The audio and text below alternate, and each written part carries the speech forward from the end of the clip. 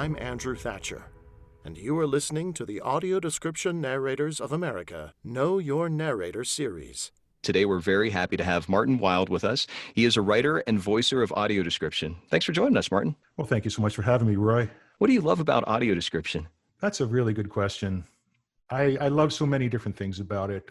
Being a writer and a voicer of audio description, there's really two sides of me that really get to express. So in general, audio description affords individuals who are blind and low vision the opportunity to have an experience on par with their sighted peers.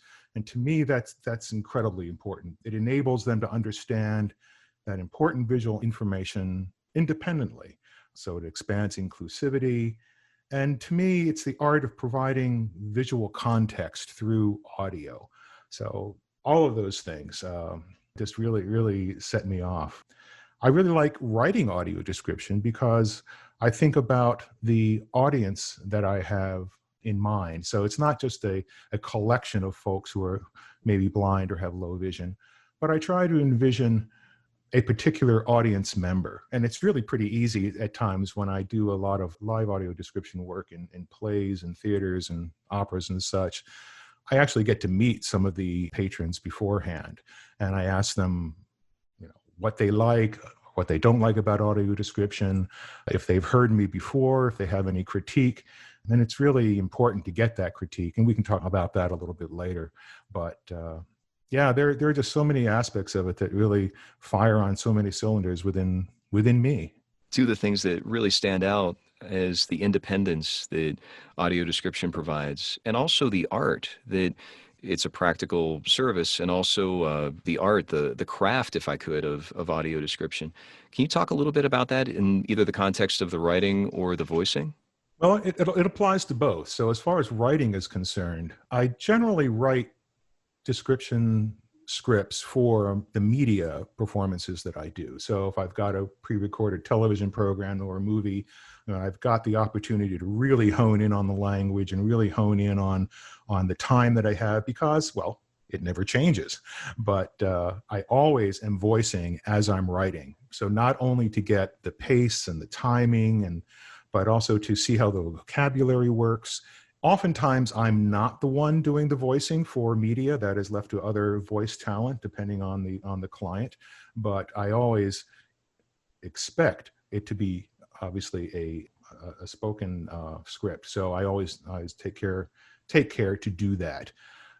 On the voicing side, there are those that support decidedly dispassionate vocal delivery, sort of like that even-toned helicopter pilot kind of approach. But the art of audio description is really in matching the tone of the story while not becoming an additional character in the story. So I'm there to support and further the vision of the director, of the actors, of the story, of the performance. But I also try and keep it enough of a low profile that they're getting what they need to do as far as visual information, but I'm not commenting on or being part of the story. You've already given a masterclass in audio description in the last 2 minutes, so thanks for your interview. And it's great to hear about that matching the tone without being a character, and yet not yet, and also the intention that you bring in the writing example you gave, that you're writing for a specific person in mind, that can change how you're writing. Can you address how that specific approach is different in the writing as opposed to just writing for generally a whole big audience? Why is that specific approach make a difference in the writing or in the voice? Well, I may know, depending on the audience, the kinds of things that a particular person or patron might like. So, for instance, there's a gentleman I describe for a lot here in Chicago. He likes to know facial expressions. He likes to know gestures. So he really wants to know what's going on. Certainly, the tone of the actor's voice, what the lines of dialogue are, convey some of that. But there are those times when there are those momentary reactions that can say so much, that if I do not speak those, he's after me going, in that scene, I really could have used a little bit more description there. So I try and tailor my description to the audience specifically, if I know them. Working on a feature film, obviously, I don't know who it is who will be attending the screening, whether I'll be doing the voicing or whether someone else will be doing the voicing, and what that audience is. So there I try to be a little bit broader and more true to the story, rather than trying to modify my description to hit certain notes or tones for a particular audience member, but just be a little bit broader in the material that I'm trying to convey. It sounds like by being true to the story and matching the tone, that you're really respecting the audience. Can you talk a little bit about how your writing or your voicing respects the audience? The writing itself takes on a number of different challenges, because you do have to know generally who your audience is, even though may not have anyone specifically in mind. So if it's going to be for children under the age of 10, or it's going to be people in their teens, or people in their 30s or 40s, or even, folks older who may be attending the performance or watching the video. So I do have to tailor my language in the writing to the general audience that I'll be describing for. And in the voicing, the respect of the audience comes down to they're there to experience the art in front of them, the show or the event in front of them. I'm not ancillary in that I'm giving them this additional conduit of information, but I also have to respect that they need to hear as much of the performance as possible. That they came to this movie, this show, this event, for that show, for that movie. They didn't come for me. Now, that flies in the face a little bit of some of what I understand you to be wanting to do in the Audio Description Narrators Association, in that you are, and if I'm paraphrasing, so please correct me if I'm wrong with my interpretation, but in the audio description narration perspective, you're hoping that there will be more audiences that pay attention to the actual voicer of that description and seek out that person for their audio description service, if you will, or media that they consume. That would be a wonderful thing to have happen, in that there'll be that much more audio description and that people could consume it and actually choose who it is they would like to listen to. That, unfortunately, is not the case in live performance in a small city or even a big city here like Chicago. There are probably a half a dozen describers in Chicago, but there is only a certain size audience. And so they get who they get depending on who the outfit books. But getting back to the respect for the audience, you need to make sure that you are not getting inside of the story, not giving too much away, trying to make that experience as close to a sighted experience as possible. Absolutely. And I think we're both saying the same thing, that the Audio Description Narrators of America is exclusively focused on the immersion of the story. That if during a viewing of a film or a TV show or whatever, that the audience is thinking about the narrator, we didn't serve the story. So we're asking to have the narrators, the voice talents, make sure that they're delivering the quality and excellence of work that makes the audience fully immersed in the same way that a sighted audience is immersed, so that there is that parity that you had said earlier, that independence of a sighted audience experiencing something should be equivalent to a blind or low vision person. So one of the things that we're distinguishing with our individual interviews is finding that nuance and finding how we as talents, whether it's the writing, the engineering, the creation, the casting, the voice talents, are all contributing to the care, the quality and excellence, so that the audience is fully immersed. And we want to be able to identify those people who are able to provide that. So it does seem like it's very similar to what you're doing. And I want to make sure that we're amplifying your message as well, that is the focus that you've done. And if I could we pivot from movies and TV shows and maybe discuss some other unique opportunities that you've had, either as a voice talent or as a writer recently? I do a lot of live work. So in fact, I would say easily 50% of the work that I've done over the last better part of 10 years has been live performance. So that would be plays, operas, dolphin shows, bird shows, things along that line. But most recently, I had the opportunity to describe with a colleague of mine, Bridget Melton, the Democratic National Convention that was held virtually a couple weeks ago. So that was initially supposed to be, we were going to be in the hall, looking at what's going on, watching the balloon drops, that whole experience. And it turned out to be this totally virtual thing. And so I was in my house, Bridget was in her house. We were getting a feed from New York through a Zoom link, and then we were sending our audio feed back up to them. They also had ASL and closed captions going. So they had all these different streams being assembled simultaneously and in real time. So the real-time nature of that, that's where both Bridget and my live experience came in really handy, because while 60+% of the material for the DNC was pre-recorded, we saw none of it. We called it all extemporaneously. So that was the videos, the transitions, all of it you saw was what we saw at the time that we saw it. So that was quite a challenge. We would hope to at least get some at least of the premiere videos up front, but we did not. What a fascinating experience that must have been. The adrenaline, I can almost feel your heart beating from 3 weeks ago. At least maybe I'm projecting, I don't know. Maybe, could you talk a little bit about, if you're comfortable sharing this, how were you approached, or maybe you approached them, or what was the selling point? Sure. Well, it was an open RFP process. So the DNC put out an RFP for accessibility, and they've been planning this for months. They wanted this to be the most accessible convention that had ever been, and they had all these plans to stream all of the events and all of the accessibility services live at the same time. So that had been in the planning in the pipeline for a while. So my colleague Bridget, we were turned on to the RFP by a woman named Rachel Arfa, who is now the commissioner of the Mayor's Office of People with Disabilities here in Chicago. And so she turned us on to the application. We applied, had to list all of our qualifications and our rates. And we were pretty certain that there would be other folks in Wisconsin. They were looking specifically for local providers in and around Milwaukee. Now, Chicago, for those of you who don't know, it's about an hour and a half south of Milwaukee. We thought it was close enough. So at the end of the day, they chose us because of what we'd done, I imagine. They didn't give us an evaluation thereof, but our experience and our proximity, I think, has really sold it. It's great that they cared enough to consider your wealth of experience, that this wasn't just a box to check, that there was considerations given, and that's sounds like exactly why you were chosen. Why this convention? What do you think is different about now compared to, I don't know, previous conventions?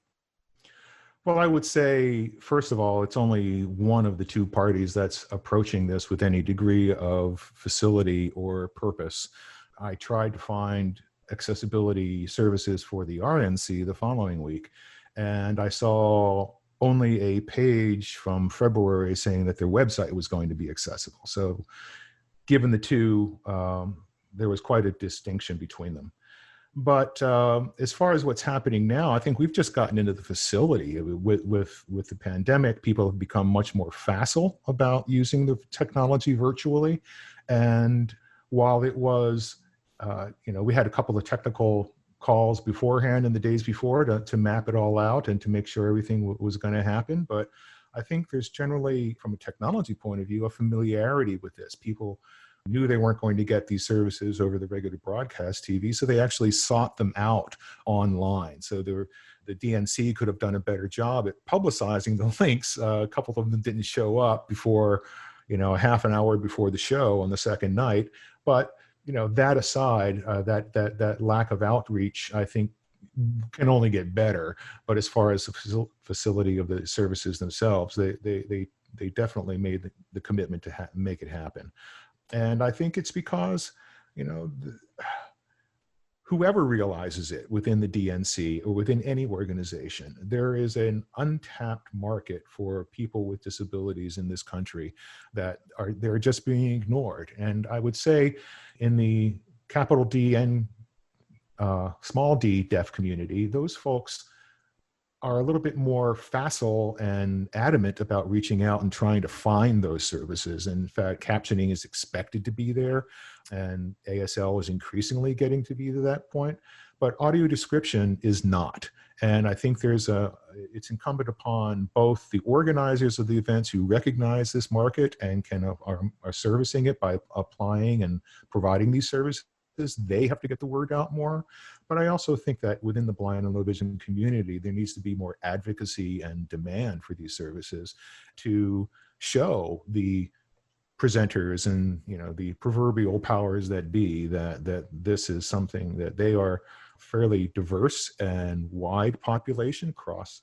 There's no ethnicity or race difference when it comes down to, people who are blind and low vision. It can happen to anybody. And speaking of that, it does happen to everybody. People, as we get older, there are age-related diseases that take away our hearing or reduce our visual acuity. This is another area and population that is really underserved and that can really be supported by such accessibility services. And so as people and organizations become more aware of that opportunity, I think we'll see more of it. Can you address how audience members can demand that kind of access? How do you see from your, behind the scenes perspective, what are some things that audiences are doing that have been really effective? Well, the first thing they do is they can call up the box office and ask if they've got audio description or an accessibility service.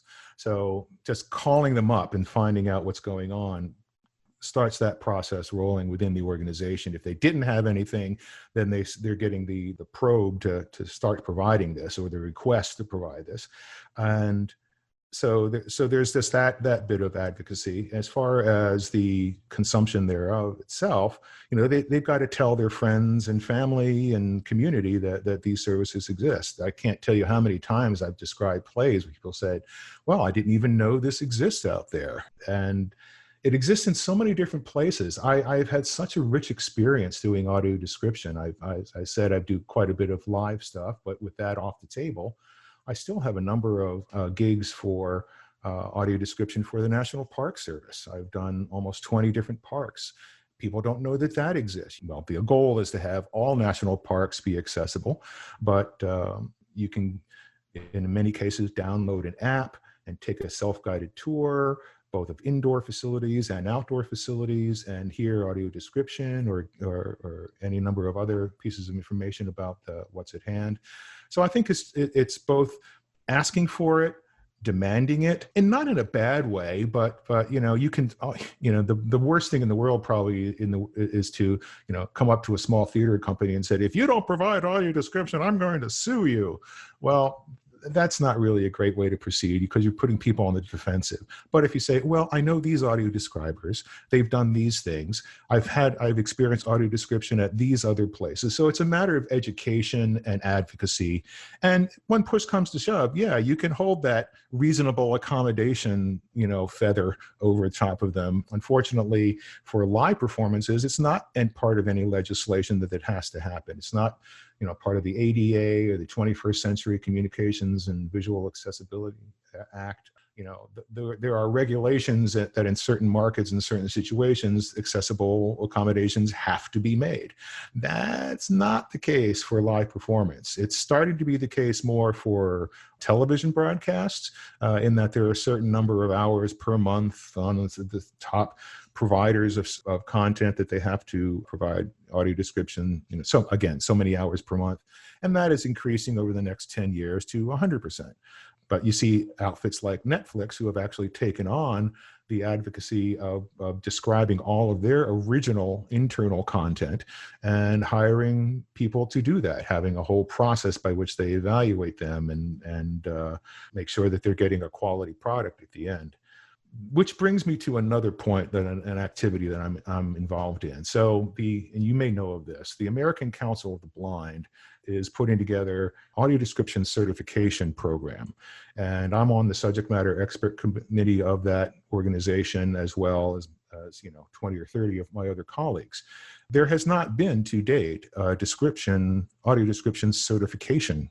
It's all very good education, and there are very good trainings out there through the ACB and the Kennedy Lead Conference and other places, and other independents and audio description associates and audio description consultants out there.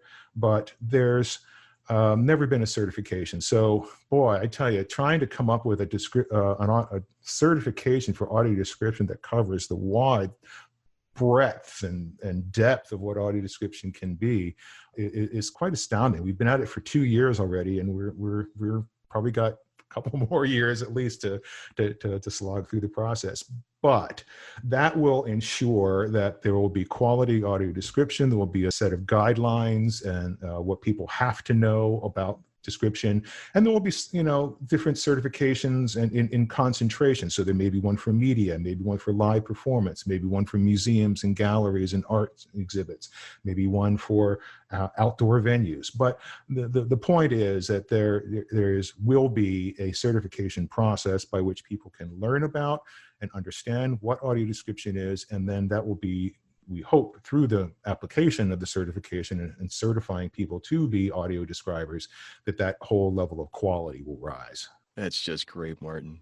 And it's wonderful to hear about how each of these different tacks that you've addressed, whether it's this certification for quality or the mandate, the regulations that increase the quantity, as well as what you said originally with the untapped market, these companies such as platforms like Netflix and others who are opting into it because I'm guessing either maybe some behind the scenes agreements, but it is an untapped market. That's market share of the nearly 30 million blind and low vision Americans.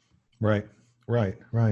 And regulations and well, not going beyond regulations, the kind of the screwy thing about the marketplace now is that if a film is released in the theaters with audio description, that audio description track often does not flow through to the DVD. It's a different publishing and contractual entity. So it's just annoying to say the least.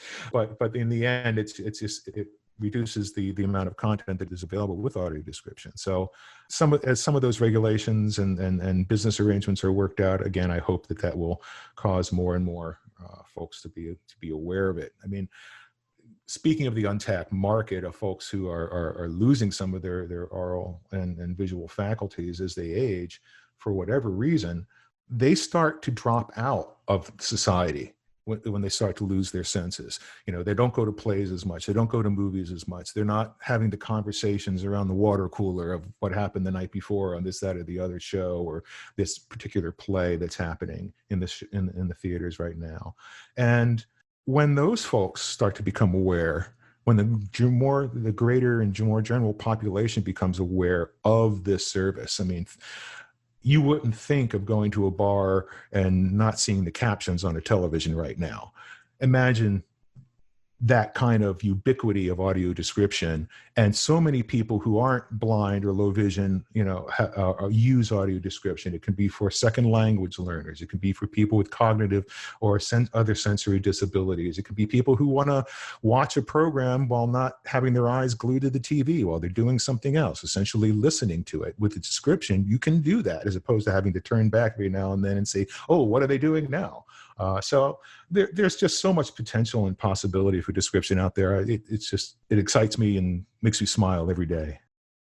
Is there anything else you'd like to share with our audience?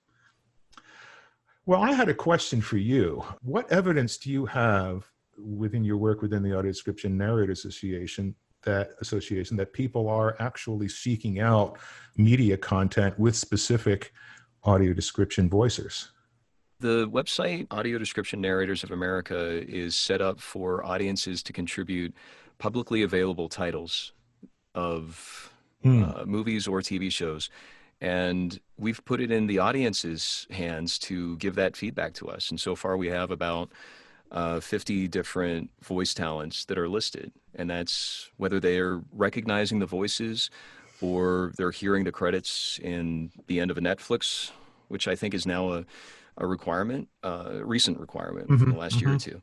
And it was originally started was to have that identification because people were coming and saying, specifically through the audio description discussion group, oh, who voiced this? Who voiced this? There was a request, and finding that gap and addressing it. Originally, IMDb was a source for a lot of content for films and TV shows. And so I was using that, and IMDb removed a few hundred of my credits, recognizable credits. And when I asked them why was it removed, I was told that I didn't appear in the visual credits. And when I said, I'm actually reading the visual credits for our blind and low vision Americans, that this is an accessibility issue and people are asking for it, can we have a meeting to discuss? And at the time, they weren't interested. There's a real separation there. So the idea was, let's see if this is something that audiences are interested in. And obviously, ADNA has evolved to this podcast. We've had close to 50 different interviews with experts like yourself, showing the care and quality that's really the focus. That this binary, does it have it or not? This does it have audio description or not? Has definitely evolved past checking a box. And that as the accessibility for closed captioning is so clear, it's a different project and a different process for creating audio description and helping our audiences literally become audio description snobs. And it's thanks to interviews like yours that are helping that distinction happen. So where the ultimate goal is, which seems to be happening, is identifying the narrators is not about the narrators. Identifying the narrators is about giving a shorthand to say, here's what I know I can trust. That when I hear a voice and I can fully immerse myself into the story and be paying attention to what's happening or the emotional content of the characters' exchanges, and I'm not thinking about, oh, that voice is great, or I'm not thinking about that voice terrible, that finding that fine line and being able to share why that matters has been another form of accessibility. That's really interesting because the term narrator, I've got to say, is a loaded term, and so that's why I through our course of our discussion, I've stressed to use the term audio description voicer. It is not, and that may not be the most appropriate term or the term we end up with within the certification committee anyway to talk about voicers. But I think the intent is there, so I'm not quibbling with that. It's just the in a field and an art where language is incredibly appropriate, the choice of the right word can make or break what's going on. Absolutely. And that's another aspect, that generalized term describer, where a lot of confusion was happening when I was being asked, oh, you're a describer. And I said, I don't write, I read a script. And they're like, you have a script? That there's this real, someone goes away for 30 minutes and comes back and you're all set, and wipe your hands clean and it's done. It's right. I wanted to make sure that the writers were getting the incredible, as you know, the work that goes into finding that nuance and meet that tone that you've very clearly shared at the beginning of this interview. I can't be associated with that because I shouldn't be getting credit for that. The writer should.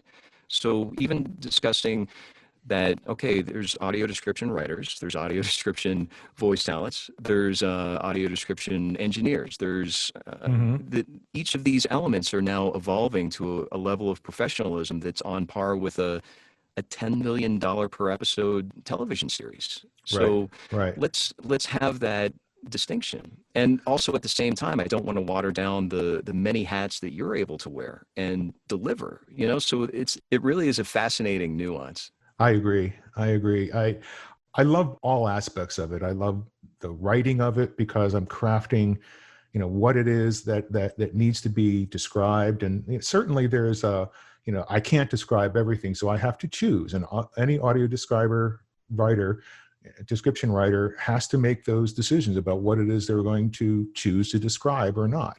So that's in itself an immense responsibility. And you really try and be as objective as possible, but we're human beings. We are inherently subjective. So that's a difficulty in and of itself. But as long as you're aware of the balance and have the right frame of mind, I think that's great. And then moving forward into the voicing of it. This has been quite a hot topic within the certification committee at various times, but there is the historical underpinnings and definition and practice of audio description that has evolved over the last 30 or 40 years.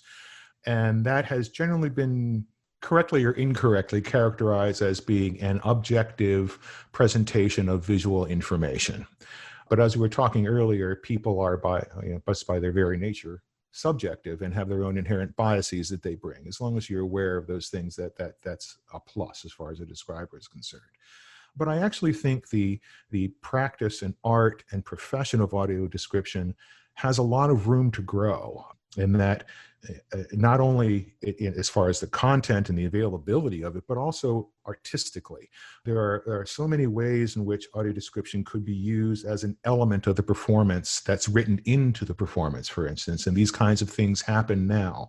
I'm reminded of, it's not really an audio described film, although it might have been audio described, but there's a film from 2006 with Will Ferrell and Emma Thompson called Stranger Than Fiction, where Harold Crick goes through his life hearing somebody, in this case, narrate his experiences that he's living throughout the course of the day.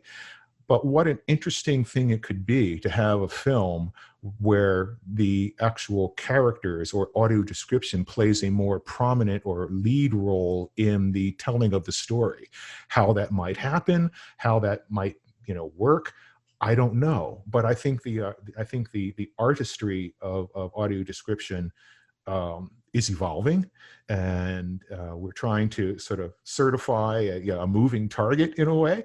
But I really appreciate the challenge, and I see nothing but up for audio description moving forward. What a great answer. How can people reach you, either on social media or websites? So I got into audio description, I say, again, the better part of 10 years ago, when I was a struggling voice actor, and I had done some voicing down at the Chris Radio, which is the Chicagoland radio information service at the Lighthouse for the Blind here. So that's all a preface to the audio description site I have is called wildemouth.com, WILDEMOUTH. So Wildemouth being my voice acting site, but there's an audio description page, which is really the only page I keep up to date now. So that has all of my past performances, some video examples, some training, some definitions, those kinds of things. It used to have upcoming performances, but I don't have a whole lot of those going on currently. But, or you can email me at martin@wildemouth.com. So those are the easiest ways to find out about me. Thanks so much, Martin. And it really is such a great honor to interview and hear about the growth of audio description and how the audience is driving this. Well, thanks so much for having me, Roy. I would like to do a plug, if I may, for a product that I've built. So as you know, audio description for live performances is provided over either FM or infrared receivers. These are handed out in little boxes that people hand out. They have these little mono earbuds that you stick in, and then I'm sitting behind a transmitter with a microphone, usually a stenographer's mic hooked up to it, and that goes out over, as I said, FM and infrared. Well, that's 80-plus-year-old technology. So when I first got into audio description, and I came from a technological background, I thought, well, why don't we do this over Wi-Fi? And there are many different vendors of devices out there that actually do that now, but I wrote an app for the Apple iOS, iPhones and iPads, where you can receive audio description over Wi-Fi to your device without ever having to identify or tell anybody that you're there. Just plug in your headphones, hit the Wi-Fi, fire up the app, and off you go. So that app is called Access Live, ACCESSLYVE. And that's available on the Apple Store and on my alternate website, artsaccessinternational.com, artsaccessintl.com.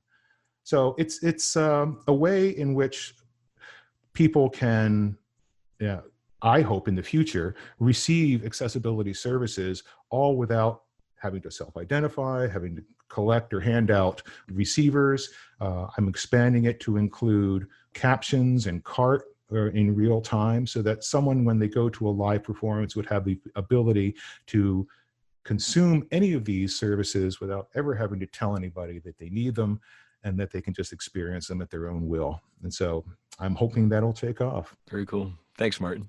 All right, Roy. Thanks so much for having me, and stay well.